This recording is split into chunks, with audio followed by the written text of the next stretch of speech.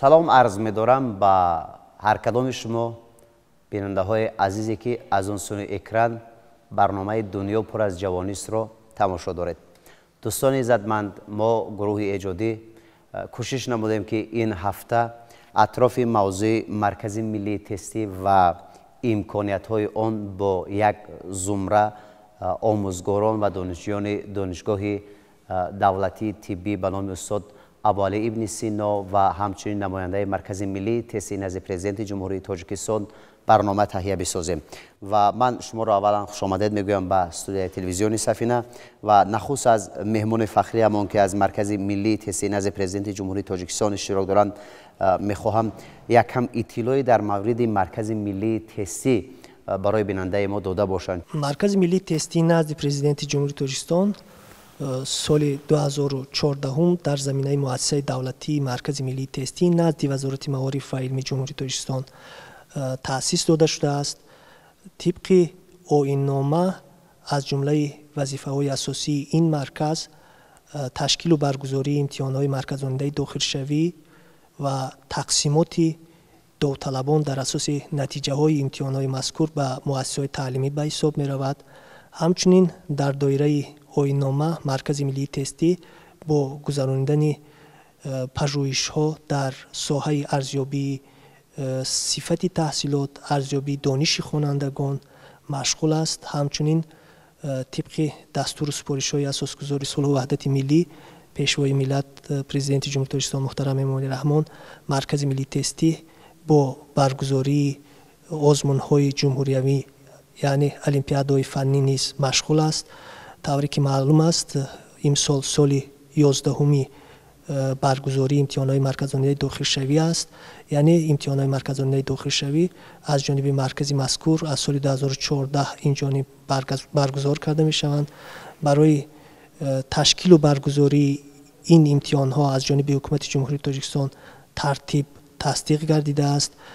طوری که بینندگان معلومات دارند ترتیب مذکور سال 2023 در تحریر نو قبول گردید که در آن یک قطار تغییرات نوگانی وابسته به امتحانات مذکور وارد گردیدند و البته تطبیق این تغییرات نوگانی از سال 2023 شروع گردیده بود. امسال نیز ما چون سال گذشته کوشش می‌نماییم که امتحانات مرکزآمده داخلشوی را موافق ترتیب مقرر کرده حکومت جمهوری تاجیکستان در همکاری با مؤسسه‌های تعلیمی داخلدار و همچنین مقامات و اداره‌های داخلدار در سطح ضروری برگزار نماییم.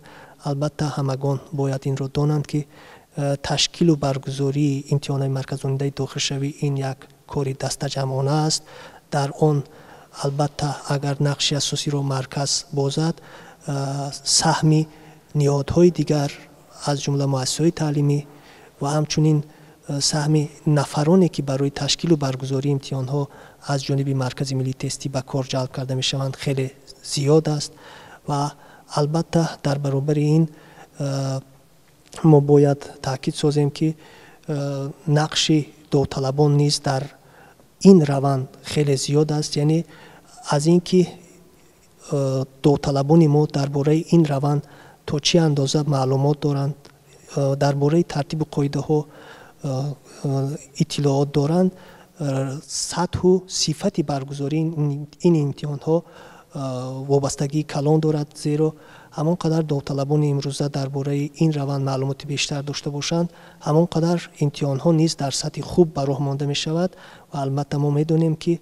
بهاگذاری به هر یک روند پیش از همه از روی راضی و قناعتمند بودن طرف‌های علاقه‌مند از این نظام وابستگی دارد. چنانچه اگر ما به معلومات آماری مثلا عریضه های شکایتی یا به اصطلاح اپلیاسیونی نظر افکنیم، ما تعداد خیلی محدودی عریضه های اپلیاسیونی رو داریم، هرچند گوییم تعداد اشتراکداران این نظام خیلی زیادند. نوابسته از این با در نظر داشتیم که از جانب مرکز تمام شرایط و امکانیت‌های ضروری فراهم آورده شده است، تعداد عریضه های اپلیاسیونی در این امتحان‌ها خیلی کم است و اگر ما سال اول رو به یاد بیاریم، در سال اول تعداد عریضه های اپلیاسیونی از بین حدود 50,000 давталаб қариб 600 тора ташкил дода буд. ҳозир бошад ин теъдод аз гӯем байни 100,000 давталаб то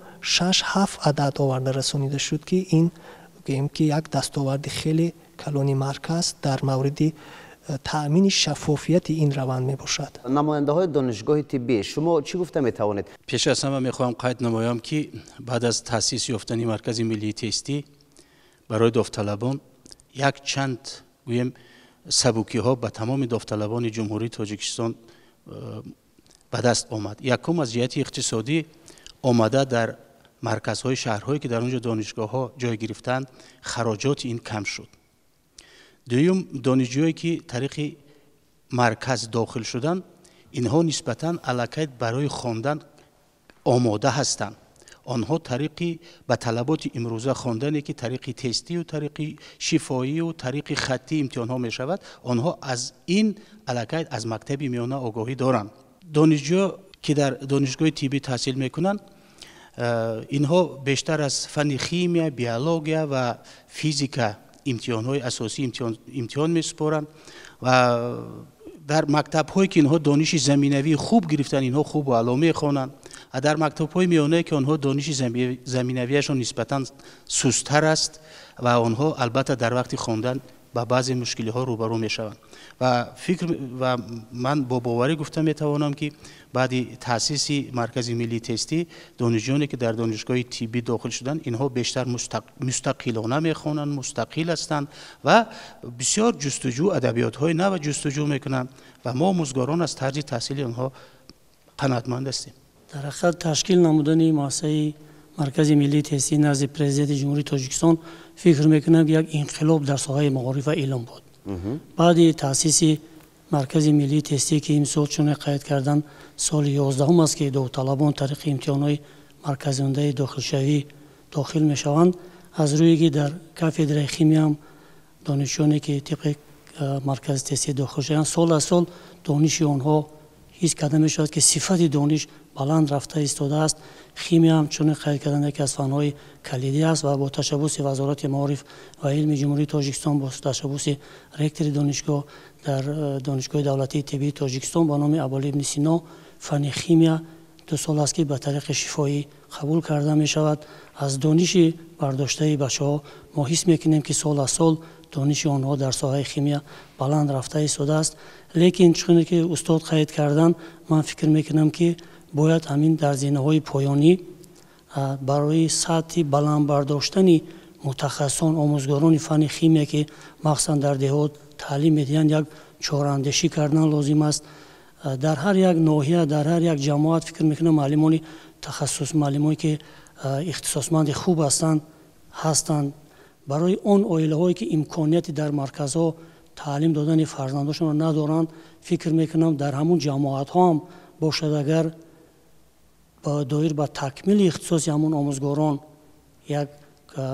як чораандешӣ кардан лозим аст чунки асосгузори сулҳу ваҳдати миллӣ пешвои муаззами миллат доимо қайд мекунанд ки ватанро ки обод мекунад мутахассис дар куҷо омода мешавад дар муассисаҳои таҳсилоти миёнаи умумӣ сатҳи анамун омӯзгорони фанни химия ва биологияро дар зинаҳои поёнӣ мутахассисонро тайёр кардан лозим аст. ҳар иқдоме ки асосгузори сулҳу ваҳдати миллӣ пешвои муаззами миллат президенти ҷумҳурии тоҷикистон муҳтарам Эмомалӣ Раҳмон пешбинӣ мекунанд роҳандозӣ мекунанд ин ба он хотир аст ки албатта насли ҷавони кишвар дар умум мардуми кишвар соҳибдонӣ шавад ва барои рушду инкишофи ватани азизамон саҳми боризи худро гузоранд. ва ман бегумон ва ба ҳақиқат гуфта метавонам ки ташкили маркази миллии тестӣ назди президенти ҷумҳурии тоҷикистон ҳам яке аз имконотҳои хубе ҳаст барои соҳибдониш гардидани насли ҷавони кишвар ки дар оянда дар ихтисосҳои мехостаашон кор ва фаъолият кунанд ва албатта барои пешрафти ватани азизамон саҳм гузоранд. иқдоми неки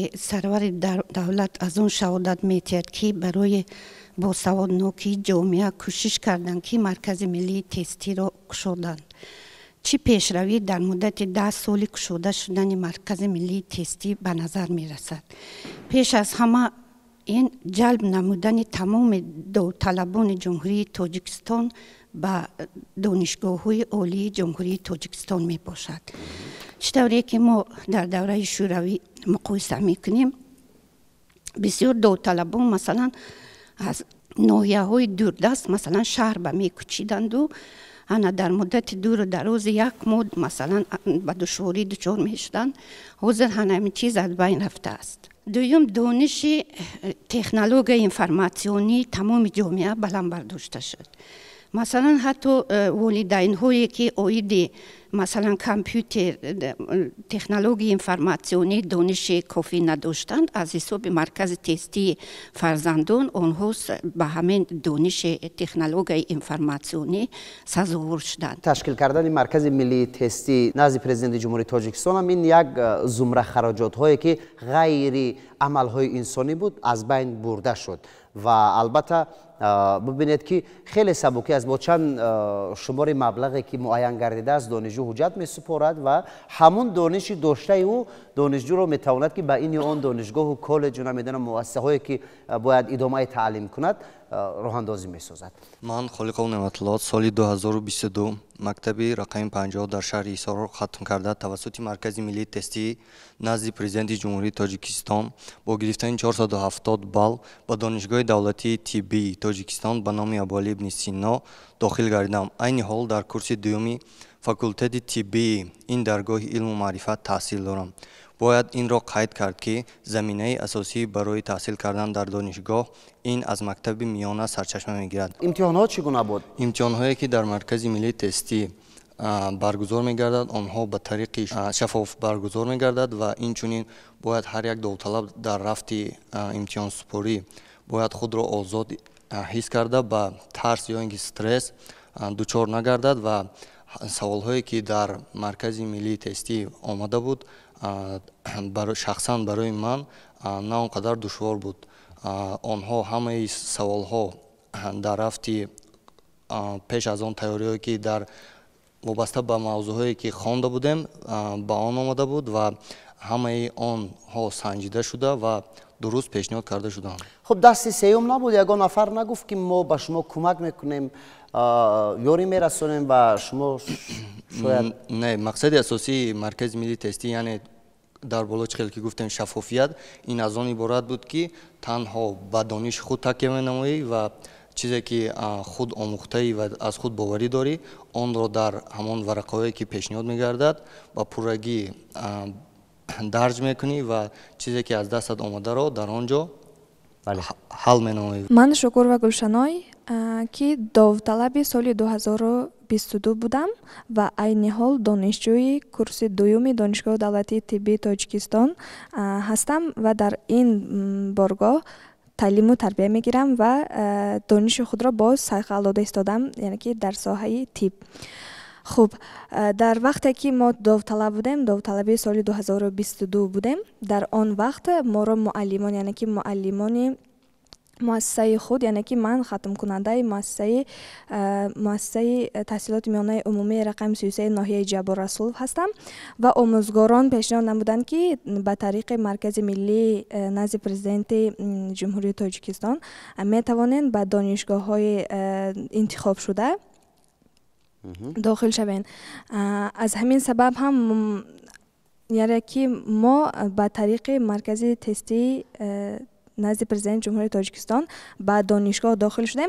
استاد به مورد قید نمودند که تشکیل این مرکز یعنی که با داوطلبان و خوانندگان که مؤسسه های میانه یا اینکه عمومی را ختم می نمایند برای داخل شدن به دانشگاه ها یا اینکه دانشکده ها، یعنی که برای تحصیلات عالی یا اینکه عالی کسبی مخصوص خیلی سبکی ها به وجود آورد. یعنی که ما در همین وقت می توانستیم برای قیدگیری به مرکزهای نزدیکترین رفته از قید گذاریم و در نقطه های نزدیکترین که برای ما قلای است، یعنی که شرایط مساعد فراهم می آورد در آنجا رفته امتحان ها را سپاریم و درباره شفافیت درست قید نمودند که این مرکز تماما شفاف است، یعنی که روند تست سپاری و روند تقسیمات در حقیقت شفاف است.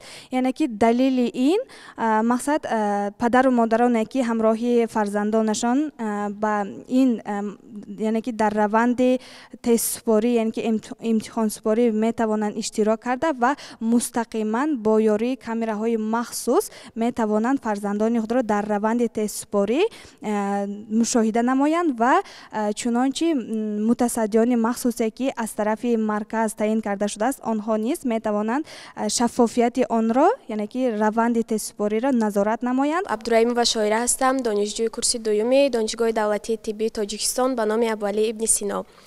از خردی در دل آرزوی پوشیدن خلعت سفید داشتم و خیلی میخواستم که به دانشگاه مذکور داخل شده در آینده چون وارث سینا یک طبیب موفق شوم. وقتی که من به نقطه مرکز ملی تستی رفتم برای انتخاب نمودن اختصاص، خیلی که ما میدانیم هر یک داوطلب میتواند که تا 12 اختصاص را انتخاب نماید و چطوری که استادان قید نمودند از لحاظ اقتصادی نیز هر یک داوطلب را همین تشکیل نمودن مرکز ملی تستی خیلی دستگیری نمود و منتداری خود را به تشکیل کنندگان خصوصا به اساسگذار صلح و وحدت ملی پیشوای معظم ملت پرزیدنت جمهوری تاجیکستان محترم امام علی رحمان بیان می‌دارم، زیرا ما جوانان را در تمام زینه‌ها همیشه هوسمند می‌گردانند، ما را دستگیری می‌نمایند و ما امروز باید از این امکانیت ها استفاده برده درس های خود را همان وظیفه های خود را پورا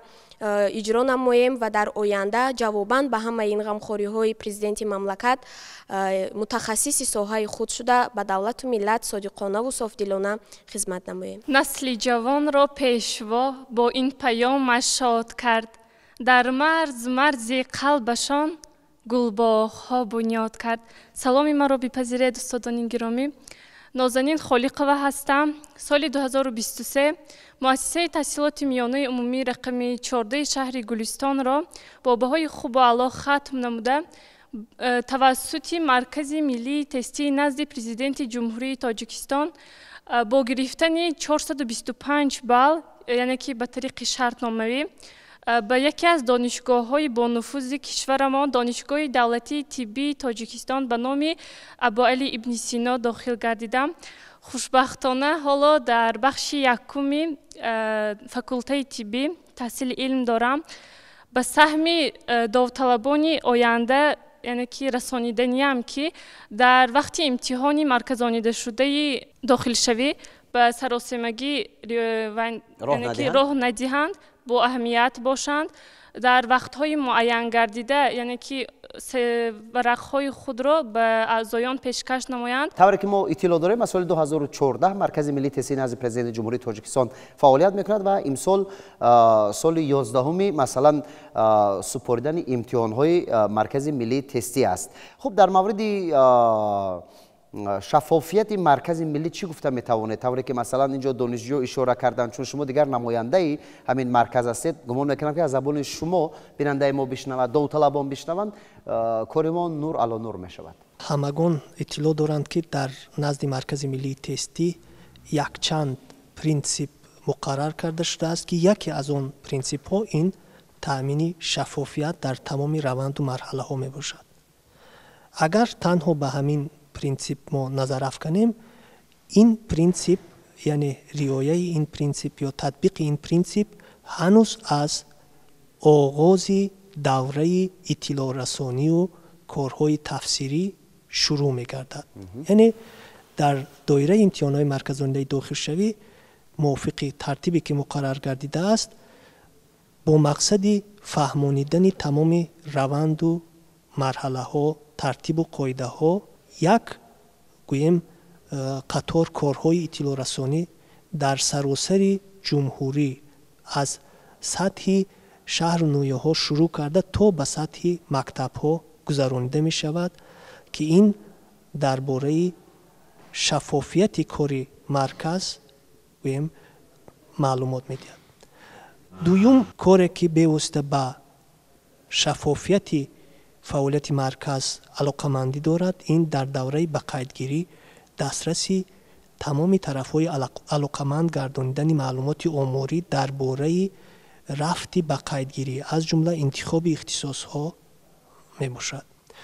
قدم سیوم البته در اینجا علاقه گفته گذاشتند دانشجویان ما، این در روند امتحان ها، چنانچه در هر یک مرکز امتحانی پدر و مادران و دیگر شخصانی که داوطلبان را در مرکز امتحانی همراهی میکنند امکان دارند که در تالار مخصوص نشسته روند امتحان ها را نظارت کنند و همچنین در فرق از امتحان های سالهای قبل، یعنی اگر به اصطلاح امتحان های عنعنوی گیریم، در هر یک مرکز امتحانی از جمله فعالان مقامات اجرایی حکومت دولتی شهر و یا ناحیه یا شهرک یا جماعت کمیسیه های جمعیتی تأسیس داده می شوند که این کمیسیه ها نیز روند امتحان ها را نظارت می کنند و درباره حالت های به میان آمده می توانند معلومات دهند. با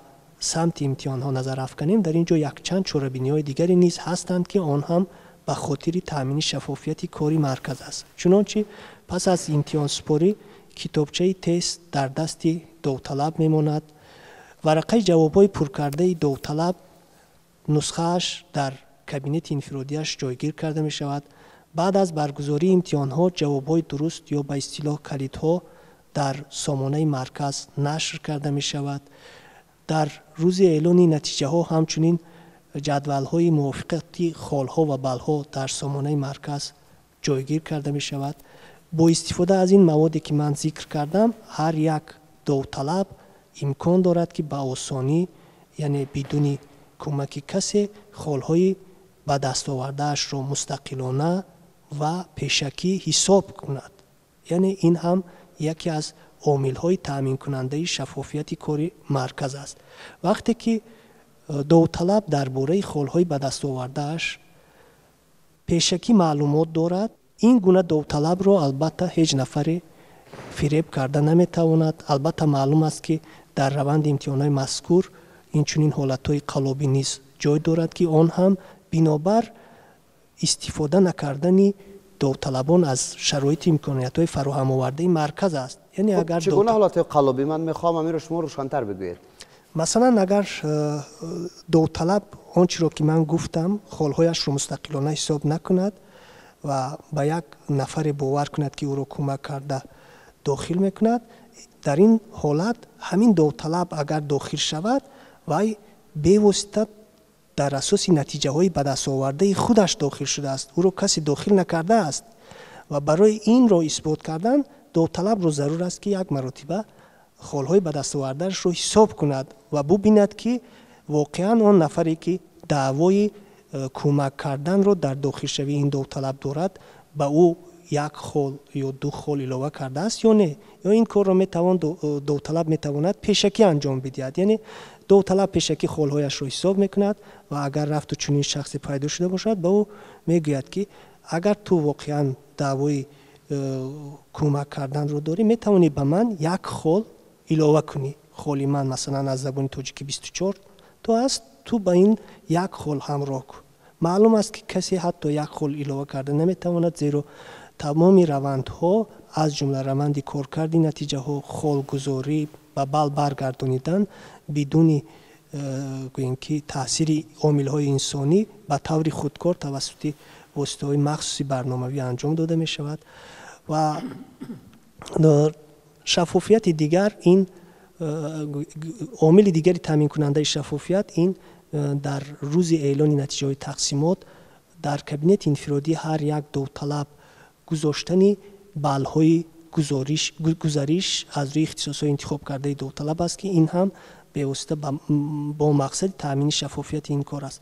البته همگان اطلاع دارند که ما هم سال پس از جنبست امتحان ها بلهای گزارش را از روی تمام کابینت و اختصاص ها نیز در سامانه مرکز میگذاریم تا اینکه داوطلبان درباره بلهای گزارش نیز معلومات داشته باشند. عموما استفاده معلومات آماری و همچنین معلومات درباره بلهای گزارش برای داوطلبان یک راهنمایی است در انتخاب اختصاص‌ها. بله. خب نماینده های دانشگاه دولتی طبی از زمانی که مثلا مرکز ملی تستی با کار شروع کرد، شمار داخل شونده ها داوطلبان به دانشگاه دولتی طبی با نام استاد ابوعلی ابن سینا افزایش یافت و یا کاهش یافت؟ شفافیت قبول امتحان های داخل شوندگان از مرکز ملی تستی نزد پرزیدنت جمهوری تاجیکستان یگان کس شک و شبهه ندارد، چون که در دوام تاریخی چند ساله که این مرکز فعالیت میکند دانشجوی ما همه ساله این شفافیت یعنی احساس میکنند، ما احساس میکنیم و آنها ایرا قید میکنند.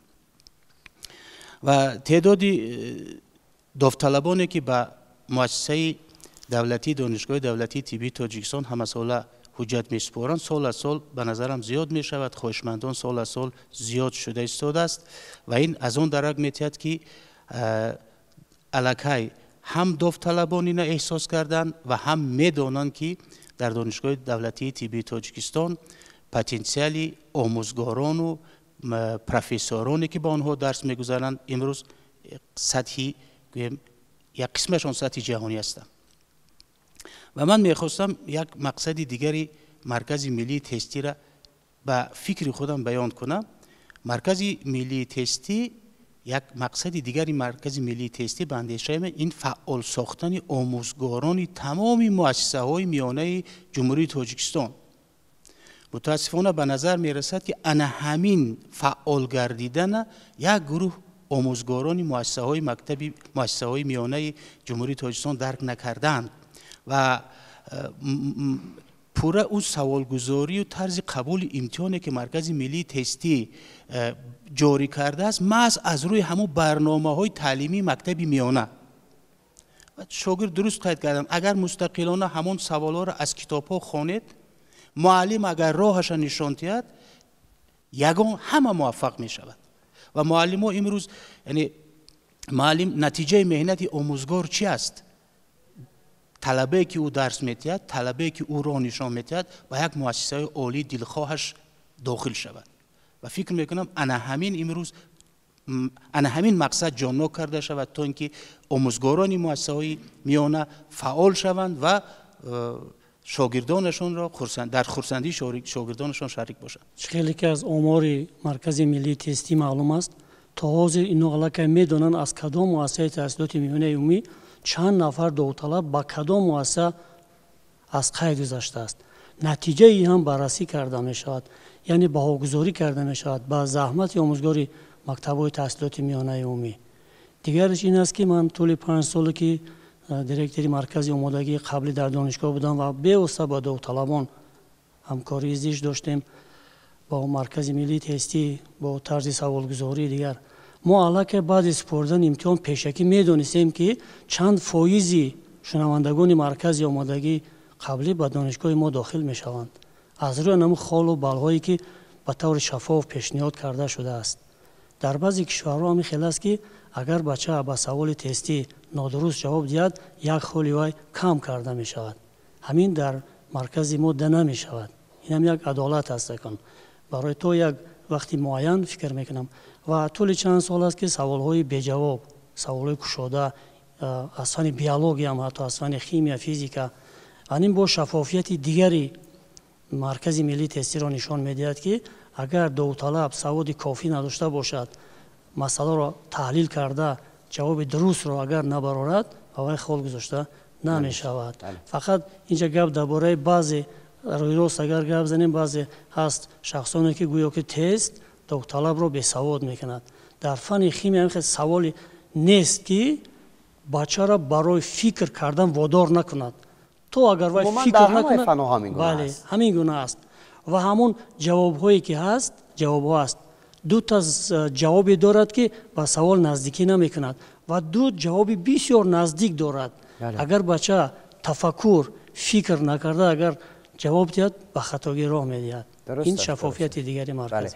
خب از دستاوردهاش چی گفته میتواند؟ داره که چی خوشبختی آورد برای نسل جوان کشور، چی خوشبختی آورد برای ملت مرکز ملی تستی؟ من گمان میکنم که از جهت اقتصادی خیلی برای مثلا عائله های کم بزاید، برای من همه اون نفرانی که به دانشگاه و دانشکده ها داخل میشدن منفعت های خیلی خوب رو آورد. بله درست خیلی کردید. یکم در مکان بجای زیست سپردن امتحان ها از جهت اقتصادی خیلی یوری راهگیری نمیکنیم، به مرکز نمیاییم دیگر. بله. دوم برنامه مکتب میان را از خود کردن به ملال میتواند که به طور شفاف به مرکز ملی با اختصاصی دیگرش 12 اختصاص در دوره پیش در دوره عنعنوی یک اختصاص انتخاب یک اختصاص داشت. آیا میگذشت و یا نه باز؟ بله. امسال 12 اختصاص میتواند پور انتخاب نموده با اختصاصی دوست داشتهش شامل گردد. خواننده البته توجه بیشتر داشته باشد به تعلیماتی که در مکتب میانه میگیرد، چون که دیگر طور من از صحبت شما پیخست کردم، پی بردم. مقصد مرکز ملی تستی هم همین است، یعنی که اون سوال هایی که در مرکز ملی تستی برای داوطلبان برای داخل شونده ها پیشنهاد میگردد همگی از برنامه مکتب میانه است. دیگر فقط خوانش خوب، توجه پدر و مادر، دستگیری آموزگاران بتواند که خواننده را به کرسی دانشجویی بیارد. من زبیدов Сомон دانشجوی بخش چهارم فاکولته طبی دانشگاه دولتی طبی تاجیکستان به نام ابوعلی ابن سینا میباشم. مقصد اساسی مرکز ملی تستی این پیش از همه چطور استادان درج کردن این یعنی سنجش شفاف و عادلانه سطح دانش داوطلبان برابر حقوقی آنها بعد تحصیلات میانه عالی کسبی می باشد. وظیفه آیین‌نامه مرکز ملی تستی پیش از همه این به تشکیل و گذراندن امتحان‌های مرکزنده داخل شوی به مؤسسه‌های تحصیلات میانه عالی کسبی روانه شده است و در تقسیمات نمودن داوطلبان به مؤسسه‌های یعنی دلخواه خود یعنی روانه کرده شده است. من از تجربه خود یعنی بیان میکنم و مصلحت مخصوص خود را به داوطلبان میگویم که سطح دانش خود را دوچند نمایند و آمادگی جدی برای مرکز ملی تستی یعنی امتحانات مرکزنده داخل شوی بینند، زیرا سطح دانش داوطلبان سبب می شود که آنها به یعنی مؤسسه‌های دلخواه خود شامل می شوند. مسئول کمیسیون قبولی دانشگاه دولتی طبی تاجیکستان از تجربه ها میگم که آن داوطلبانی که طبق امتحانات مرکزانیده مرکز ملی تستی نزد پرزیدنت جمهوری تاجیکستان از سال 2014 خب به نام دانشجویی موفق می شوند، با دانشگاه دولتی طبی تاجیکستان حجت‌های خود را پیشنهاد می‌نمایند. از اکثریت آنها ما پرسان می‌شویم که در مرکز ملی تستی سوال‌ها چگونه بود، امتحان‌ها چگونه بود، آیا شفافیت بود؟ همه آنها 100% میگویند که سوال‌ها آنقدر مرکب نبود. آن نفری که مهنت کرد، آن نفری که خواند به سوال‌ها چیکار کرد جواب گفت و خالی در کاری رو به دست آمده رو چی صاحب شد و پره شفافیت در مرکز ملی تستی چی می شود دیده می شود. نماینده مرکز ملی تستی نزد پرزیدنت جمهوری تاجیکستان سوال به شما، دوره اساسی به قیدگیری به انجام رسید و برای آنهایی که در این دوره از قید نگذاشتند چی امکانیت ها موجود است؟ برای آن نفرانی که خواهش دانشجوی مؤسسه‌های تعلیمی تحصیلاتی میانه و یا عالی کسبی شدن را دارند ولی تو این دوره خود را برای اشتراک در امتحانات مرکزانه داخل شوی نامنویس کردن توانستند، به دقت این گونه شخصان ما میرسانیم که موافق ترتیب مقرر شده در ماه ایون دوره دومی به قیدگیری داوطلبان پیش بینی گردیده است که آن نیز در برابر شهر دوشنبه اینچنین در شهرهای خوجند، باختر، کولاب، پنجکند، خاروق، دنغره و ناحیه‌های دنغره و رشت نیز به راه مانده می شود و معلومات مفصل در باره این دوره پیش از آغاز دوره دومی به قیدگیری در سامانه مرکز نشر کرده خواهد شد و همچنین خبر و اعلان ها در این موضوع همچنین توسط وسایل اخباری عامه نیز پخش می گردند. در انتهای برنامه ما می خواستیم به یک چند نکته تاکید سازیم. البته همگان میدانیم که مسئله دعوت به دانش اندوزی، آموختن کسب و پیشه مسئله نیست که ба нав пайдо шуда бошад. дар ин мавзӯъ бузургону аҳли адаб ва илми мо хеле бисёр гуфтаҳо ва панду андазҳо доранд ва мо низ ҳамчун омӯзгор, ҳамчун корманди соҳаи маориф ҷавононро ба донишандӯзӣ, ба аз худ кардани касбу пеша даъват менамоем ва таъкид карданием ки дониш, маҳорат ва малака ин на танҳо омили асосии таъминкунандаи муваффақияти довталаб дар имтиҳонҳои марказонидаи дохилшавӣ аст, ҳамчунин ин масъала, яъне доштани дониш, маҳорат ва малака барои дар оянда дар муассисаи таълимии таҳсилоти масалан олии касбӣ бо муваффақият таҳсил карда мутахассиси хуб шудан низ хеле муҳим ба ҳисоб меравад. ба довталабон таъкид карданем ки қариб 60 рӯзи дигар ба саршавии имтиҳонҳои марказонда боқӣ мондааст. кабинетҳои инфиродӣ худро фаъол намоянд, аз он самаранок истифода баранд.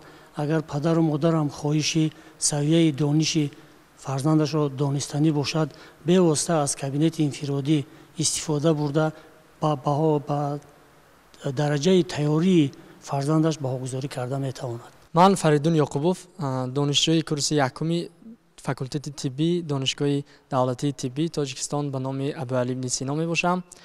албатта пеш аз ҳама мо бояд шукри истиқлоли меҳанро намоем, зеро дар партави нурбори сулҳу суботи кишвар ин ҳама падидаҳои нек аз он ҷумла маркази миллии тестӣ, яъне ки рӯи кор омадаанд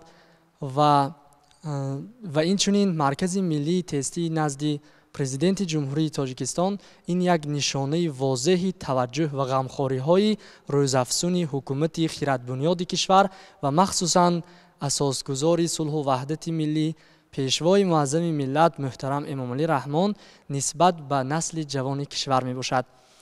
аз он ҷумла маркази миллии тестӣ чуноне ки гуфтанд, дар муҳимтарин усули кораш ин шаффофият ва адолат аст. ҳар як довталаб агар сидқан пайи омӯзиш машғул шавад ва танҳо ба донишу малакаву маҳорати худ такя намояд ва аз имкониятҳое ки давлату ҳукумат ва инчунин марказ барои онҳо муҳайё сохтанд ҳадафмандона агар истифода кунад, ҳатман дар имтиҳоноти марказонидаи дохилшавӣ ғолиб меояд, муваффақ мешавад.